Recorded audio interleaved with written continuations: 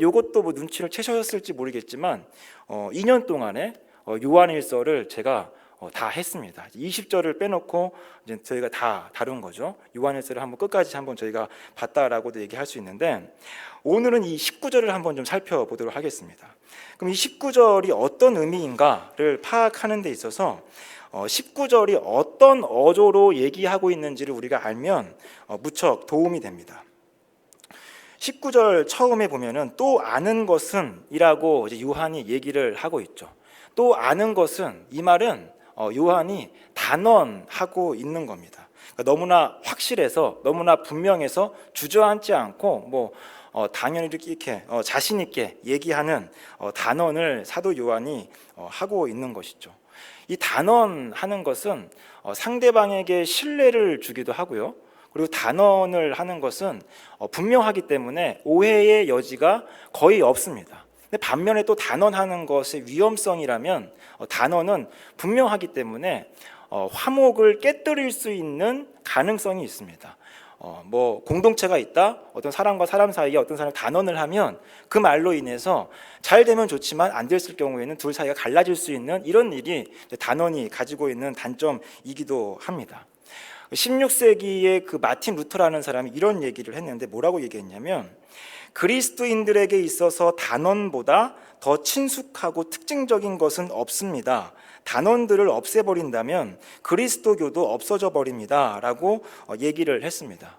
그러니까 종교개혁 당시, 지금으로부터 500년 전에 유럽에서 종교개혁이 있었을 때 가톨릭이 전 유럽의 모든 교회를 거의 장악을 하고 있었죠. 그래서 그때 대부분의 이제 교회들은 가톨릭의 주장을 했습니다. 그 중에 어떤 주장이 있었냐면, 인간은 자신의 자유의지로 선을 행할 수 있다라고 얘기를 했습니다.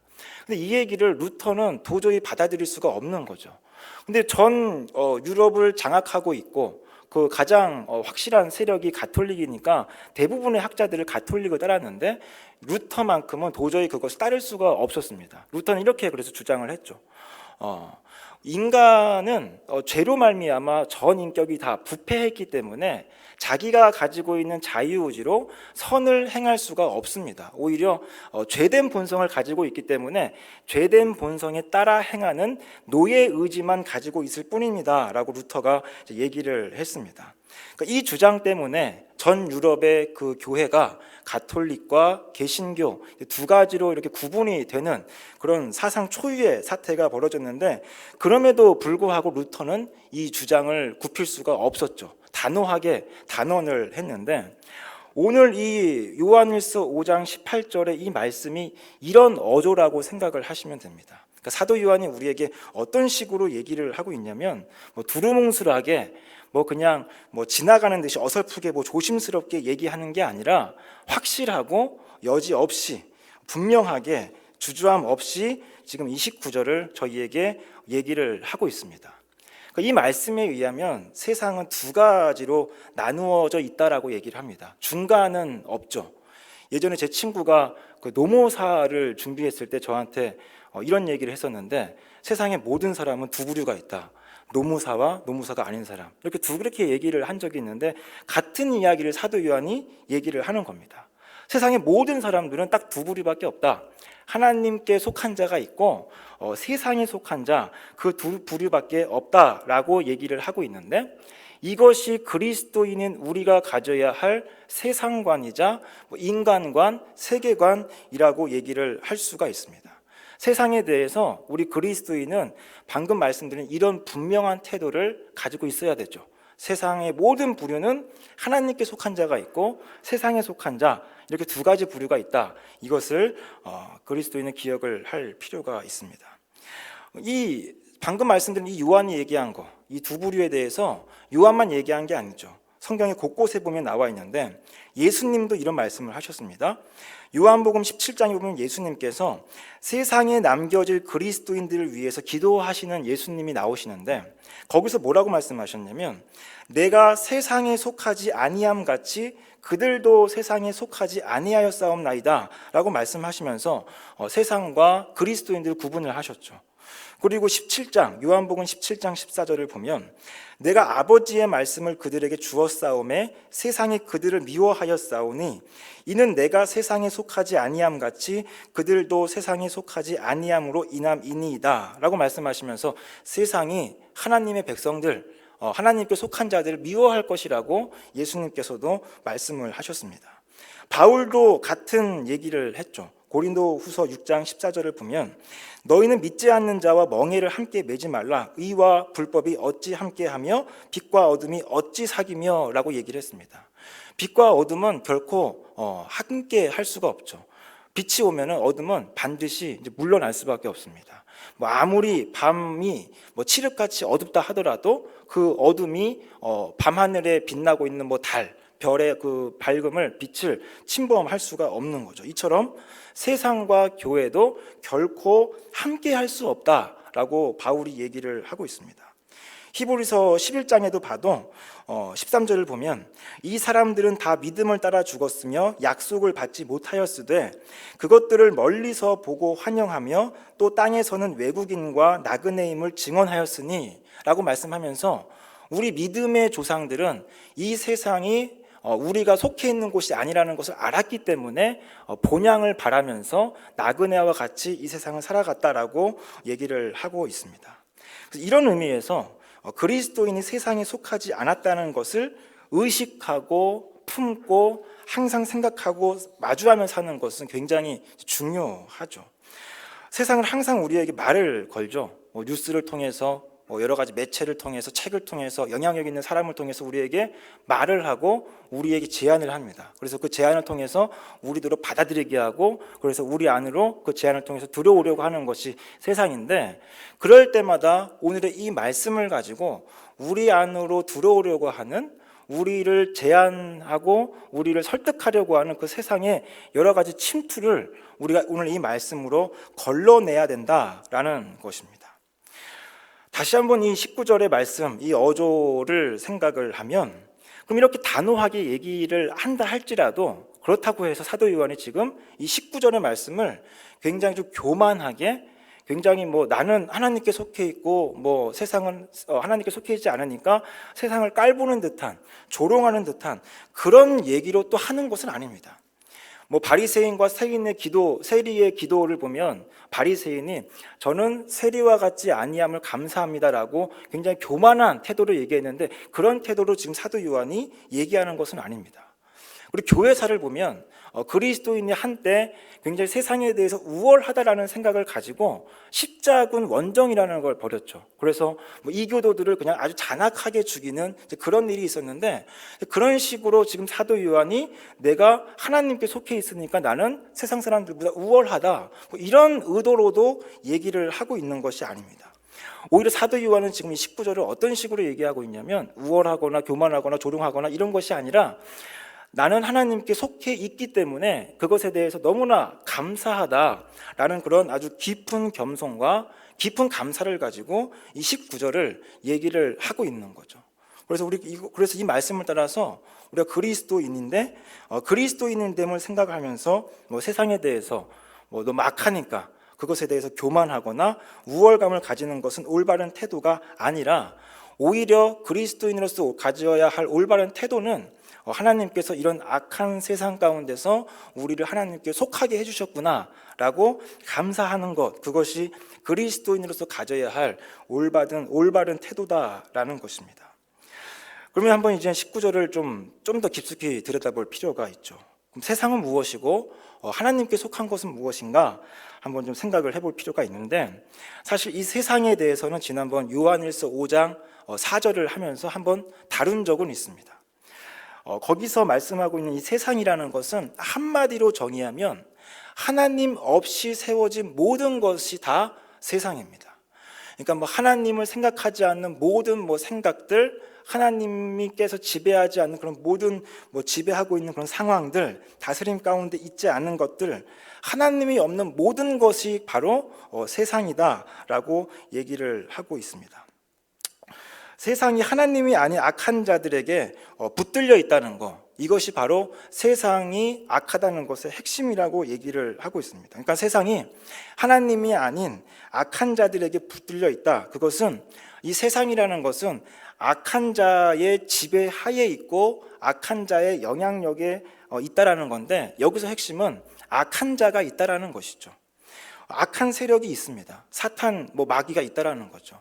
중고등부 아이들한테 이 얘기를 하면 요즘 중고등부 아이들은 웃습니다. 사탄, 마귀, 귀신 이런 걸 얘기하면 웃는데, 분명히 성경은 저희에게 뭐라고 얘기하냐면 우리가 살고 있는 이 세상이 지금 누구에게 붙들려 있는가? 그것은 바로 사탄이라고 하는, 마귀라고 하는 악한 영에게 붙들려 있다라고 얘기를 합니다.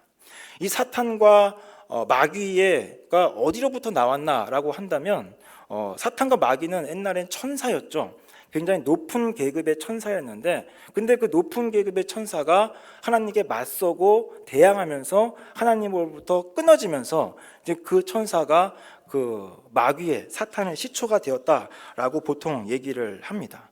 이 아담과 하와는 하나님께 불순종했고 스스로 그래서 이 악한 자들의 지배함으로 들어갔죠. 그 이후에 아담과 이후에 태어나는 모든 사람들은 이 악한 세력의 영향 하에 있고 악한 자가 이 세상을 지배하고 있습니다. 근데 그렇다고 해서 이것에 대해서 오해하지 말아야 될 사실이 있는데, 그럼 세상을 악한 자가 가지고 있고 지배의 하에 두고 있고 이 세상을 가지고 있는 그 악한 자가 하나님을 대적하니까, 그럼 그 악한 자는 하나님께 맞설 수 있는 능력이 있는가? 그것은 또 아닙니다. 악한 자가 하나님께 맞설 수 있는 능력이 있어서 하나님께 대적하는 것이 아니고, 하나님께서 그 악한 자에게 이 세상을 지배하도록 허용하셨기 때문에 이 세상을 악한 자가 가지고 있는 것이지, 그 악한 자가 세상을 지배할 수 있는 능력이 있고 하나님께 맞설 수 있는 능력이 있기 때문에 이 세상을 지배하에 두고 있는 것은 아니다라는 것을 꼭 기억할 필요가 있습니다.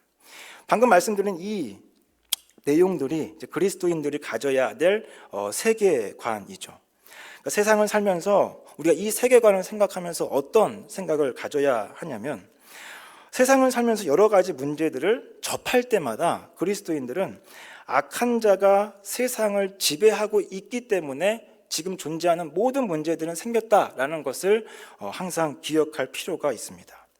지금 세계적으로 가장 문제가 되는 양극화, 빈부격차, 이런 것은 단순히 경제를 못했기 때문에 경제적인 문제라고만 보는 것이 아니라 그 이면에 세상을 지배하고 있는 악한 세력 때문에 이런 문제가 일어나고 있는 것이다 라고까지 볼 수 있어야 된다는 거죠. 기후 문제가 굉장히 심각합니다. 2050년이 되면 우리나라의 서해나 남해, 동해 쪽에 많은 해안들, 땅들이 잠길 거라고 얘기하는데, 이런 기후 문제도 그냥 단순히 사람의 끝없는 욕심과 욕망 때문에 일어난 것이다라고 생각을 하는 것이 아니라, 거기서 더 나아가서 그 이면에는 그런 사람들의 욕심과 욕망을 부추기는 악한 세력 때문에 이런 기후 문제가 있는 것이다라고까지 그리스도인은 생각을 해야 된다는 거죠. 질병과 이 외에 많은 문제들이 모두가 다 사실은 이면에는 악한 세력에 의해서 나온 문제다라는 것을 우리가 기억을 할 필요가 있습니다. 그러므로 사람들이 막연하게 지금 세상에 있는 이런 많은 문제들을 해결하기 위해서 여러 가지 노력들을 기울이죠.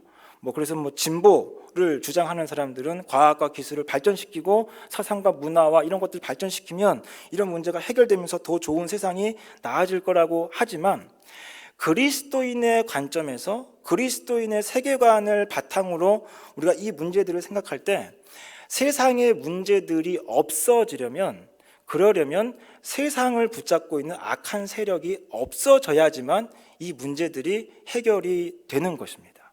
만약에 이 악한 세력이 없어지지 않으면 이 세상의 문제는 결코 없어지지 않는다라고 단언을 할 수가 있는 것이죠. 이런 면에서 예수님께서 이 땅에 오시기 전까지는 세상의 문제는 결코 끝이 있을 수가 없습니다. 그럼 사도 요한이 지금 말씀드린 이런 내용들을 우리에게 분명하게 얘기했죠. 세상에 속한 자, 하나님께 속한 자, 이 둘은 결코 합쳐질 수 없고 중간도 없고 확실하게 구분될 수밖에 없는데, 이 얘기를 하기 전에 이 얘기를 해야 되죠. 하나님께 속한다는 것은 무엇인가? 이건 너무나 잘 아시기 때문에 제가 은연중에 넘어간 것 같습니다. 하나님께 속한다라는 것은 악한 세력으로부터 벗어났다라는 거죠. 하나님께 속했다라는 것이 도덕적이고 착한 사람, 이런 사람이 아니라는 것을 우리가 알고 있습니다. 하나님께 속했다라는 것은 악한 세력으로부터 벗어났고 새로운 생명을 부여받아서 하나님과 함께 동행하고 있는 자들이 하나님께 속한 자들입니다.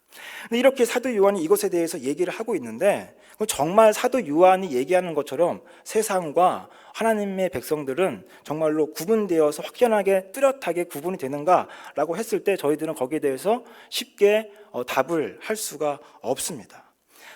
정말 세상과 그리스도인은 확연히 구분되었다라고 사도 요한은 얘기를 하는데 현실은 그렇지 못하죠. 세상 사람들하고 그리스도인하고 별반 다를 것이 없을 뿐더러 조금 더 나아간다면 지금은 세상이 교회를 걱정하고 있다라는 말도 지금 돌고 있는 그런 형국입니다. 그러면 생각을 해봐야죠. 왜 이런 일이 벌어졌을까? 분명 요한은 세상과 교회는 너무나 달라서 구분돼서 뚜렷이 구분될 수밖에 없다라고 했는데 왜 지금은 세상과 그리스도인이 구분되지 않고 다 이렇게 이 사람이나 이 사람이 똑같은 것처럼 보일까? 여러 가지 이유를 줄 수 있겠지만 저는 베드로를 통해서 그 이유를 한번 생각을 해봤습니다. 베드로를 통해서 그 이유를 생각을 해보면 그 이유는 하나님께 속한 자들이 자라가는데 실패했기 때문이다라고 얘기를 하고 있습니다. 베드로후서 3장 18절에 보면 베드로가 이렇게 얘기를 하죠. 오직 우리 주 곧 구주 예수 그리스도의 은혜와 그를 아는 지식에서 자라가라. 영광이 이제와 영원한 날까지 그에게 있을지어다 라고 말씀을 하고 있습니다. 베드로가 우리에게 뭐라고 얘기했냐면 우리 주 곧 예수 그리스도의 은혜와 그를 아는 지식에서 자라가라 라고 말씀을 하고 있습니다. 베드로는 그러니까 우리한테 이렇게 얘기한 거죠. 너희들이 정말로 세상과 하나님께 속한 자들은 구분되어 있는데 그런 구별된 삶을 살기 위해서는 어떻게 해야 되는가? 자라가라, 자라가야만 한다라고 베드로가 얘기를 하고 있습니다. 그럼 이 자라간다라는 것이 무엇인가? 이것만 좀 살펴보고 마치려고 하는데 자라간다라는 것이 뭔가? 먼저 이 자라간다라는 말은 먼저 생명이 있다라는 것을 우리에게 전제를 하고 있습니다. 반대로 생명이 없으면 자라갈 수가 없죠. 생명이 있는 것만 자라갈 수가 있습니다. 강아지, 고양이, 식물 자랄 수가 있죠. 생명이 있기 때문에. 근데 우리가 살고 있는 아파트 자라면 좋겠지만 자랄 수가 없습니다. 돌, 이런 콘크리트 이런 것들은 자랄 수가 없습니다. 생명이 없기 때문에 그런 거죠. 그러니까 베드로가 우리에게 자라가라 라고 얘기를 했다라는 것은 이미 우리 안에 생명이 있기 때문에 이런 말을 하고 있구나라는 것을 알 필요가 있다라는 거죠. 그리스도인이 된 이후에는 우리 안에 생명이 있습니다. 생명이 있는 것이 중요한 이유는 뭐냐면 생명이 있어야지만 자랄 수 있기 때문에 그렇습니다. 그리스도인이 되는 순간 새로운 생명을 부여받았고 그것 때문에 성장을 할 수가 있습니다. 그리고 그 새로 부여받은 새로운 생명 때문에 그 생명에 의해서 새로운 질서를 소유할 수가 있습니다. 여기서 말씀하고 있는 새로운 질서라는 게 뭔가 생각을 해보면 예배를 드리는 것이 새로운 질서죠. 기도하는 것이 새로운 질서고 성도 간에 위로하고 교제하고 기쁨을 나누는 것이 새로운 질서입니다. 그러니까 우리가 하나님으로 인해서 생명을 부여받으면 그 부여받은 생명에 의해서 이런 새로운 질서, 예배, 기도, 성도 간의 교제 이런 것들을 할 수 있다라는 거죠. 새로운 생명이 없으면 이런 일을 할 수가 없습니다. 습관적으로 1년 주일마다 몇 년 동안 예배에 나올 수는 있습니다. 나올 수는 있는데 예배에 그럼 참여하지 않습니까라고 얘기할 수 있는데 근데 그런 예배를 드려도 그런 사람들은 그 예배를 통해서 기쁨과 감격을 누릴 수가 없다라는 거죠. 그래서 오늘 이 베드로의 말씀을 통해서 가장 먼저 자라가기 위해서 생각해야 될 것, 기억해야 될 것은 뭐냐? 그것은 우리 안에 생명이 있다는 것을 항상 의식할 줄 알아야 합니다. 그러니까 우리가 예배를 드릴 때 기도를 할 때 뭐 찬양을 할 때 여러 가지 생각이 들 수 있겠지만 그런 것을 할 때 뭘 생각해야 되는가? 내가 지금 내 안에 생명이 있기 때문에 이런 것이 가능하지라는 것을 생각을 해야 된다라는 것입니다. 또 한 가지 자라난다라는 것은 무엇인가? 그것은 기계적인 확장이 아니라 성장하는 것을 말합니다.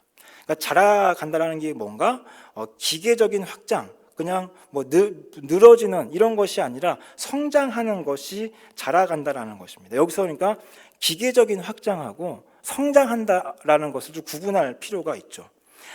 벽돌을 한 장, 두 장 쌓다 보면은 이 벽돌, 그 벽이 높아지고 넓어집니다. 이것은 성장한다라고 얘기하지 않고 이것은 확장되고 늘어간다라고 얘기를 하죠.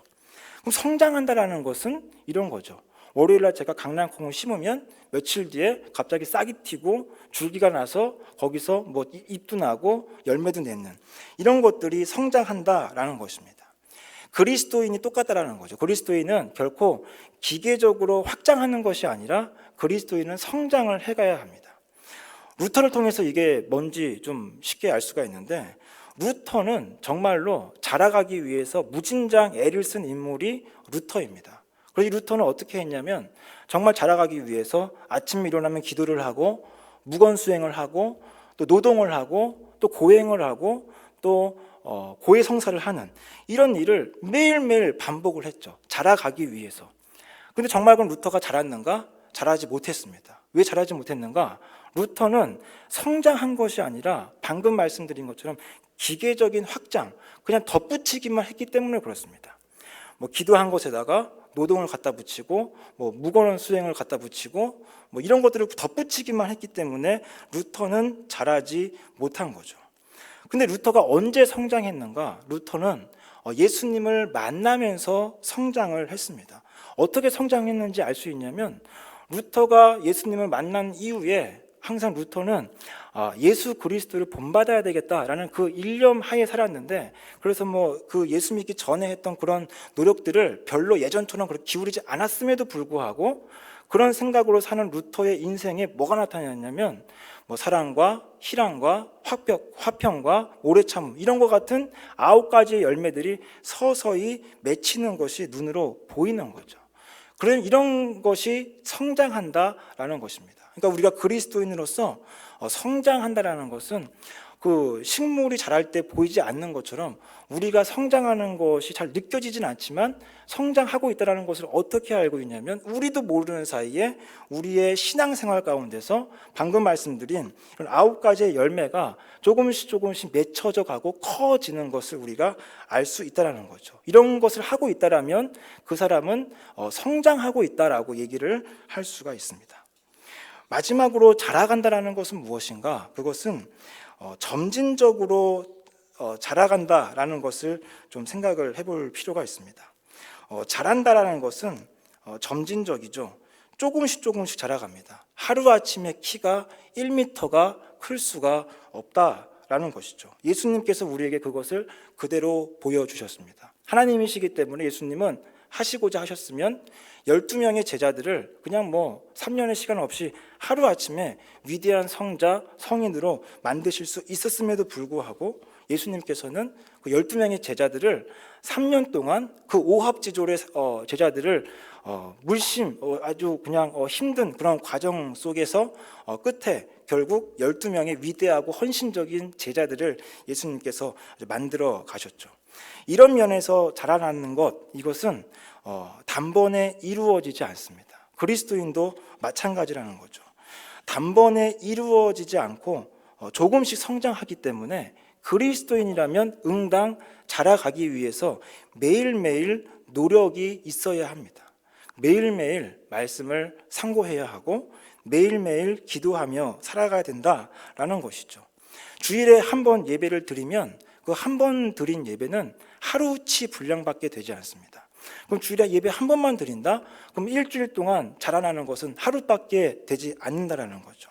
정말 일주일을 7일 동안 매일매일 자라가기 위해서는 우리가 노력하기 위한 그런 노력이 계속해서 있어야 된다라는 거죠. 예배 한 번으로 신앙생활에 필요한 모든 것을 다 했다고 생각하는 사람은 성장할 수가 없고 커갈 수가 없다라는 것입니다. 그래서 오늘 사도 요한의 이 말씀을 생각하면서 우리가 왜 세상 속에 살고 있지만 분명히 세상과 우리가 구별된다라고 얘기하는데 왜 그러지 못하는가? 그것은 베드로에 의하면 잘하지 못했기 때문에 그렇다라고 얘기를 하고 있습니다. 그래서 오늘 이 말씀 우리가 기억을 하면서 날마다 자라감으로 말미암아 이 세상 속에서 좀 세상과 구별된, 그래서 하나님께 속한 자답게 살아가는 그런 은혜가 저와 여러분에게 있으시기를 바라겠습니다. 기도하겠습니다.